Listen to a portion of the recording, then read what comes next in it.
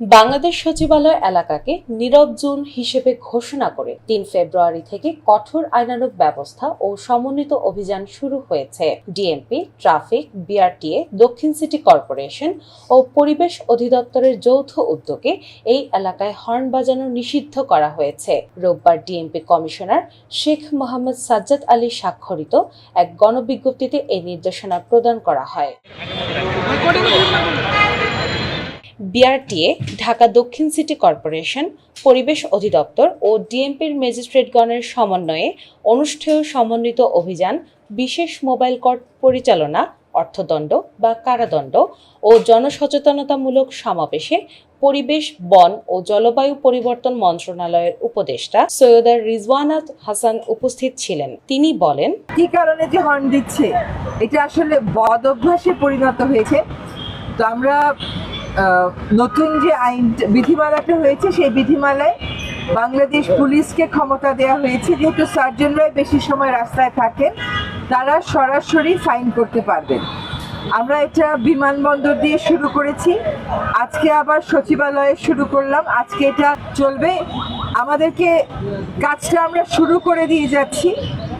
হয়তো পুরোদমে পুলিশ নামতে পারবে নির্বাচনের পরে, কিন্তু নতুন একটা বিধিমালা হয়েছে, এর অধীনে শাস্তির বিধান রাখা হয়েছে এবং সেই শাস্তির প্রয়োগ। শব্দ দূষণ শব্দ নিয়ন্ত্রণ বিধিমালা ২০২৫ মোতাবেক অফিস, আদালত, হাসপাতাল, ক্লিনিক, শিক্ষা প্রতিষ্ঠান বা একই ধরনের অন্য প্রতিষ্ঠান সহ তার চতুর্দিকে ১০০ মিটার পর্যন্ত বিস্তৃত এলাকাকে নীরব এলাকা বোঝাবে। অর্থাৎ এসব এলাকায় হর্ন বাজানো শাস্তিযোগ্য অপরাধ, যার সর্বোচ্চ জরিমানা ১০,০০০ টাকা অথবা ৩ মাসের কারাদণ্ড। নীরব জোনে অযথা হর্ন বাজানোর অপরাধে এক ভুক্তভোগীকে ২,০০০ টাকা জরিমানা করায় ক্ষোভ প্রকাশ করেন ভুক্তভোগী। তিনি বলেন, ৫০০ টাকা একটা মামলা হলে এটা রাইট, কিন্তু এখানে ২,৫০০ টাকা মামলা ইউরোপও হয় না। এই মামলা ইউরোপ আমেরিকা তো নাই। আগে তো সচেতন করা উচিত ছিল ১০০% ওনাদের এটা সম্পূর্ণ একটা বেআইনি এই কাজটা করতে। ঠিক আছে, থ্যাংক ইউ। আরেকজন ভুক্তভোগী জানান, বিনা প্রমাণ সাপেক্ষে অহেতুক হয়রানির জন্য এই ধরনের অর্থদণ্ড দেয়া হচ্ছে। তিনি যে অযথা হর্ন বাজাচ্ছেন তার প্রমাণ দেওয়ার প্রয়োজনই বোধ করছেন না পুলিশ কর্মকর্তারা। শব্দ দূষণ নিয়ন্ত্রণের নতুন বিধিমালার বিষয়ে জনগণের মাঝে মতবিরোধ সৃষ্টি হচ্ছে। আপনি জুড়ে গিয়ে এটা করতেন, আমি যদি হর্ন বাজিয়ে আপনি প্রমাণ দিয়ে আমার সব নিয়ে দেন, আমি আপনাকে মানা করি।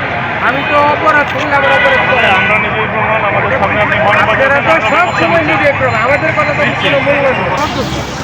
আমি যদি বাজিয়েতাম তাহলে আমি অন্যায় স্বীকার করে নিতাম, সরি বলতাম, ঠিক আছে আমি অন্যায় করেছি।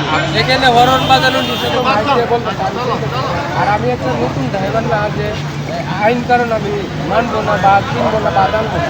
২৫০০ টাকার মামলা। নীরব জোন অভিযানে এক পুলিশ কর্মকর্তার ভাষ্যমতে থানার সাব ইন্সপেক্টর চাইলে সরাসরি অর্থদণ্ড বা কারাদণ্ড প্রদান করতে পারবেন। সংগৃহীত অর্থ সরাসরি ব্যাংকের মাধ্যমে নির্ধারিত সরকারি কোষাগারে জমা হবে। তিনি বলেন, মোটরযান আইনের যেসব ধারা ভঙ্গ করলে জরিমানা হয় সে একইভাবেই আমরা জরিমানা করব। এই জরিমানার টাকা ব্যাংকে চলে যাবে সরকারি নির্ধারিত কোষাগারে। শুধু চালকদের না, আপনাদের মাধ্যমে সকল গাড়ির মালিক এবং গাড়ির যে প্যাসেঞ্জার তাদেরকেও আহ্বান জানাই, তারা যেন তাদের চালককে অন্তত বলে যে এইসব এলাকায় হর্ন বাজানো যাবে না, প্রতিহত করে। তাদের কাছ থেকে যদি প্রতিহত হয় তাহলে আমরা মনে করি যে আইন বাস্তবায়ন সহজই হবে। দিনা ইসলাম, বাংলা বাজার পত্রিকা।